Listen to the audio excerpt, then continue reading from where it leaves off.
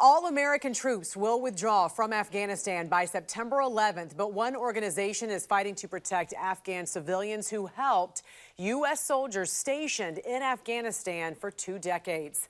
Joining us right now is the president and CEO of Lutheran Immigration and Refugee Service, Krish Vignarajah.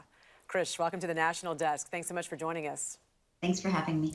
You sent a letter to President Biden asking that he pursue the emergency evacuation of 17,000 Afghan civilians and their family members who worked with the U.S. government. Let's take a look at that letter very quickly, part of it at least. Since 2002, the U.S. government has employed Afghan allies to serve alongside U.S. troops, diplomats, and other government employees as translators, interpreters, cultural advisors, or support staff. As a result of their faithful service to our country, these allies and their families have become the targets of anti-American persecution and violence. Krish, what types of missions have these allies helped the U.S. achieve over the years? Yeah, so for 2 decades, these are Afghan allies who worked alongside American troops and diplomats. They served as translators alongside our American U.S. troops, building bridges into local communities. They are drivers who risk their lives in order to transport key supplies and personnel. They are engineers who helped build critical infrastructure that American forces needed in the battlefield. They are security guards, embassy clerks, other support staff. So their contributions vary, but what they have in common is that they worked for or on behalf of the United States. And as a result, their lives are in grave danger. By working with us, they put a target on their back. And so what are you hoping the current administration will do to protect those Afghan allies? When we asked them to help, we gave them a promise that we would not turn our backs on them, that we would not leave them behind. And yet there are 17,000 Afghan allies who remain in Afghanistan today.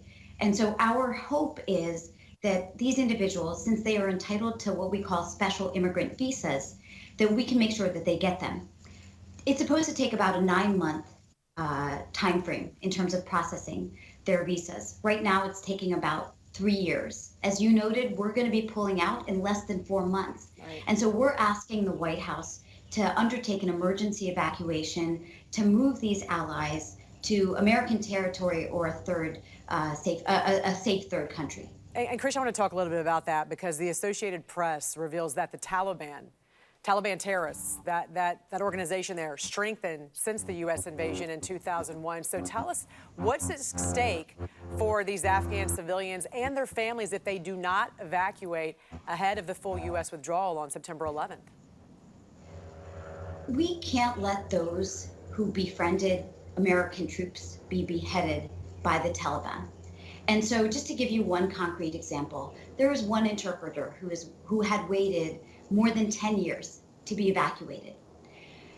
3 of his family members were gunned down by the Taliban at a wedding. This past January, he was stopped at a checkpoint, and the Taliban shot and killed him in front of his son. It is immoral for us to leave these individuals behind because their lives, their families' lives, are at stake. And it's also unwise in terms of our strategic national security interests. We know that America can't face 21st century threats alone. We need allies on the ground to help. And so that's why we need to fulfill our promise to them. And we know that several U.S. senators from both sides of the aisle have sent a letter to the Biden administration urging the president to support our Afghan allies by welcoming them in that special immigrant visa program. What have you heard from the administration as far as trying to expedite that process at this point? What we have heard is that the administration is trying to build some capacity in country, but the truth is that it is not enough. This evacuation needs to happen today because their lives are in danger. This is not an abstract threat. Individuals are getting gunned down literally day by day. Veteran groups, human rights groups all support this. There is bipartisan consensus, and we need to see the White House take action today. Okay, well, hopefully that happens soon. And Krish, we want to certainly follow up with you in the future as well and stay on top of the story. Thanks for joining us this morning. We really appreciate it.